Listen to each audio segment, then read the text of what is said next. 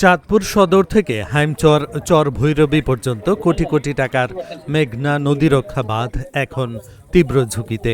যে বাঁধ রক্ষা করার কথা ছিল জনপদ, সেই বাঁধই আজ হুমকির মুখে। ২০০৬ সালে শুরু হওয়া এই প্রকল্পের লক্ষ্য ছিল নদী ভাঙন রোধ করা, কিন্তু রাতের আধারে অবৈধ বালু কাটার কারণে পরিস্থিতি এখন ভয়াবহ রূপ নিয়েছে। ওইটা মেয়েরা শহরে ছিল আর কি, সন্ধ্যা আমরা দেখতাম গোসল করতে আয়া আজকে দেখি নাই, এটা নিয়ে অবিলম্বে আমরা এই ভাঙনের কাজগুলি আবার যথা সময়ের মধ্যে সংস্কার চাই, এবং তা না হলে আমাদের চর ইউনিয়ন নদীর গড় বিলীন হয়ে যাবে। বালু খেকু কিছু অসাধু ব্যবসায়ী এইখানে বালু কেটে নিয়ে যায়, এবং এই বালু কেটে নিয়ে যাওয়ার ফলে ১ নং ওয়ার্ডটাই এখন ঝুঁকির সম্মুখীন হয়ে যাচ্ছে।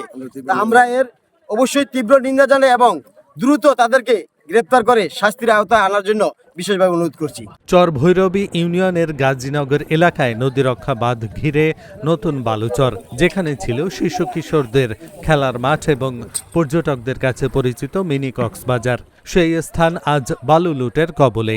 কালকে আমরা এই জায়গায় খেলতে আসছিলাম, তো আজকে আসে দেখি যে এই জায়গায় মাঠটাই নাই, পুরোটা কাইটা নিয়ে গেছে কারা জানে। এখানে বিশাল বড় একটা মাঠের মতো ছিল বালুর মাঠ, কিন্তু এই রাতের মধ্যে হচ্ছে ওনারা এই যে বালু কাইটা আর কি ডেজার দিয়ে বালু কাইটা ওই জাহাজ ভরাট করে করে নিয়ে গেছে, রাতের মধ্যে নিয়ে গেছে। তো সকালবেলা আইসা দেখছে, কয়েকজনের জাহাজ দেখছে এবং কি দেখছে। তো এখন আসলে আমরা জানি যে সরকার কোটি টাকা খরচ করে এই নদী ভাঙনের পিছনে আমাদেরকে রক্ষা করার জন্য, নদী রক্ষা করার জন্য, কিন্তু এভাবে যদি বালু এভাবে কেটে নিয়ে যায় তাহলে তো সরকারের টাকাও নষ্ট হলো, আমাদের এলাকাবাসীর জীবনও আসলে বিপন্ন হলো। গাজীনগর এলাকায় নদী রক্ষা বাঁধের স্থান থেকে কয়েক একর জুড়ে বালু লুট করে নিয়ে গেছে একটি চক্র, ফলে বাঁধের গোড়া আলগা হয়ে দেখা দিয়েছে তীব্র ভাঙন। দিনের বেলা সব শান্ত থাকলেও রাতের আধারে ড্রেজার বসিয়ে চলে এই ধ্বংসযজ্ঞ। এর ফলে শুধু পর্যটন কেন্দ্রই নয়, হুমকিতে পড়েছে হাজারো মানুষের ঘরবাড়ি। যারাই বালু কাটার সাথে জড়িত তাদের দৃষ্টান্তমূলক বিচার প্রার্থনা করছি।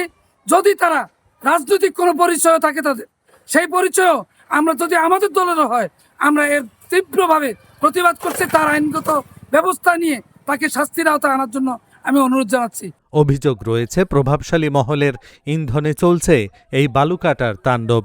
নদীর চরাঞ্চলের বিভিন্ন স্থানে বালু কাটলেও গাজীনগর এলাকা নদী রক্ষা বাঁধ হওয়ায় সবচেয়ে বেশি দৃশ্যমান।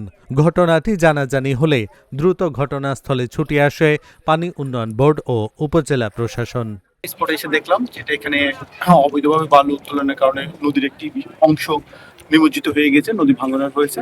এখন আমরা তাৎক্ষণিকভাবে, আমি উপজেলা নির্বাহী অফিসার হিসেবে এখানে এসেছি, সরজমিনে দেখেছি, এবং যেহেতু অপরাধটা বিবেচনা করেছে, অপরাধের মাত্রা বিবেচনা করায় আমার কাছে মনে হয়েছে এখানে যারা অপরাধী আছে তাদের এখানে অবশ্যই একটা শাস্তি হওয়া প্রয়োজন।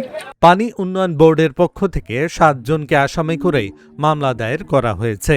এর মধ্যে 5 জনকে আটক করেছে প্রশাসন। তাৎক্ষণিকভাবে ভাঙন ঠেকাতে নদীতে ফেলা হচ্ছে ব্লক, নেওয়া হয়েছে প্রাথমিকভাবে বাঁধ রোগ প্রতিরোধমূলক ব্যবস্থা। আমরা বিষয়টা জানতে পেরেই তাৎক্ষণিক স্পটে চলে এসেছি। আমরা এসে দেখি যে এখানে বালু কেটে আমাদের যে পূর্ব যে আমাদের প্রোটেক্টেড ওয়ার্ড ছিল, সেই ওয়ার্ডটি ব্যাপকভাবে ক্ষতিগ্রস্ত হয়েছে। তো আমরা এটা আমাদের উন্নয়ন কর্তৃপক্ষের নির্দেশে তাৎক্ষণিকভাবে ব্যবস্থা গ্রহণ করেছি। আমাদের যেই স্টক পাইলে যে ব্লক ছিল সেটা দিয়ে আপাতত প্রাইমারিভাবে আমরা সেটা রক্ষা করার চেষ্টা করতেছি আমরা, এবং আইনি ব্যবস্থা গ্রহণ করতেছি যাতে এই ধরনের অপরাধ আর না ঘটতে পারে।